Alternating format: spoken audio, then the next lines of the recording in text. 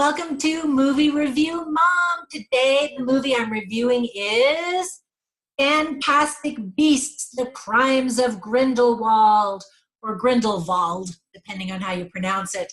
I gave the movie a B, and I'll tell you why. But first, let me tell you a little bit about the movie. It is rated PG-13. It's 134 minutes, and this is the second movie in a trilogy of Fantastic Beasts.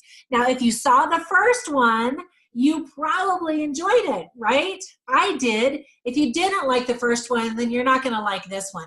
But if you liked the first one like I did, I was really excited to see it. I thought the beasts were fantastic.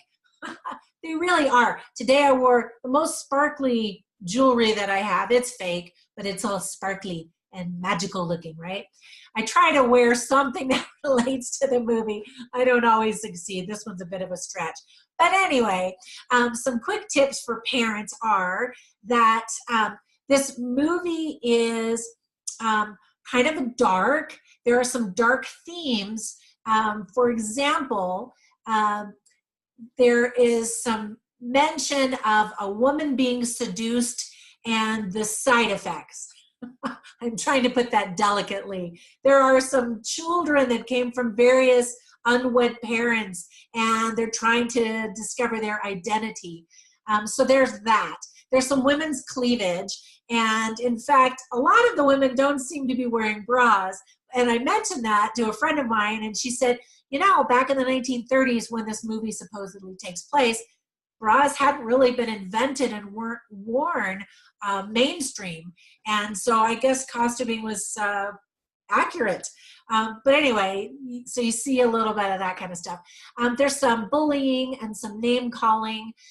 There's some magical violence, just like in the very first one. There's a topless bronze, actually a couple of topless bronze statues. You know, they're in Europe and those are everywhere. So there's that. There's some French spoken without subtitles, but sometimes with, but it doesn't really make a huge difference in the story. So kids who can't read won't miss out on a whole lot anyway.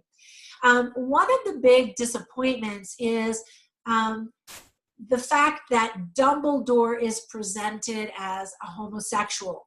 Now, that might bother a lot of people, and other people, they'll just go, yeah, whatever.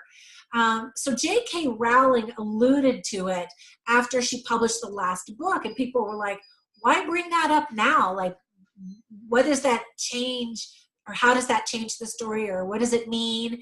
And there was some hubbub about it.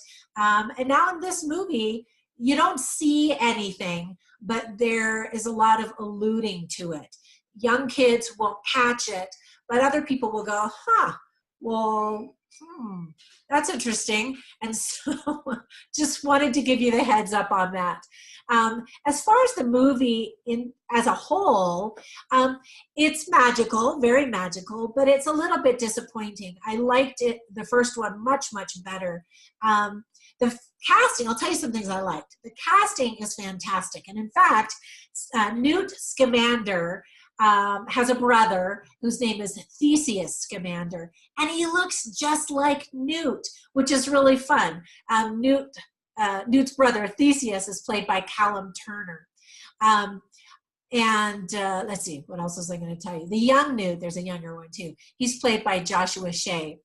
I thought that the whole family tree pedigree concept was fascinating, how it's represented with women actually being portrayed as flowers on the tree. And I'm all about genealogy and family history. And in fact, I recently published a book on Kindle called Ancestry, How to Research Your Family Tree. What is it called? How to Research Your Family History and Climb Your Family Tree. I speak at a lot of family history conferences. And in fact, I'm going to be one of the speakers at Roots Tech, which is, I believe, the world's largest genealogy conference this February and March. It's like February 27th to March 2nd. It's in Salt Lake City, Utah, and I'm super excited. It's going to be amazing. But anyway, so there's a very strong element of family history and genealogy. Genealogy just means the study of your family history. If you're interested in that, check out my book because it's actually offered for free on Kindle if you're an unlimited Kindle member. And every now and then I offer it for free on the special promotion days. I believe today is one of the days. Of course, I don't know when you're watching this video, but check on Kindle because it might be offered for free. And if you like it, leave a positive reply or post or review. But anyway, back to the movie. It really has fantastic production and set pieces. It's magical from the very beginning, the very first scene, and it really is better in 3D. It's going to be fine in regular digital screenings, but if you can see it at the movie in 3D, it makes it even more magical and things glisten. I really love that. Every time they show something in slow motion, I just love that because the expressions on people's and creatures' faces are hilarious, and I think that that's really fun, including this one little lizard that was towards the very beginning of the movie, and I thought he was so entertaining. I wanted to see him in more scenes, but sadly he comes to a quick demise. Spoiler alert there. You get to see the White Cliffs of Dover in England. You get to see Paris. So there's some traveling around a lot. Oh, back to the salamander, by the way. There is this romantic line about salamander eyes, which I think is really funny. And there's even a song about it, about salamander eyes. Now, some of the things I didn't like are that there are lots of flashbacks, lots of expository scenes where they've got to explain to you what's happening. That's never really a good sign when they can't just tell you what's happening or show you what's happening, because there's lots of backstory and young kids might get confused. Some of the storylines are jumping around and you get confused which timeline you're in. So it's a little clunky about that. The story's a little bit complicated and jumbled, and if kids just want to watch it for the fun and the magic, then they'll enjoy it. But if you want a story that makes a lot of sense and flows easily, then you might be a little bit disappointed. Anyway, I don't want to dissuade you from seeing it because I did enjoy it.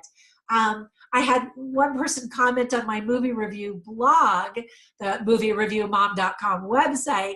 He's like, well, thanks for the heads up. I'm not going to bother seeing it, even though I'm a big fan of the Harry Potter series. And then I felt really guilty. I was like, no, I don't want to have you not go because you might enjoy it.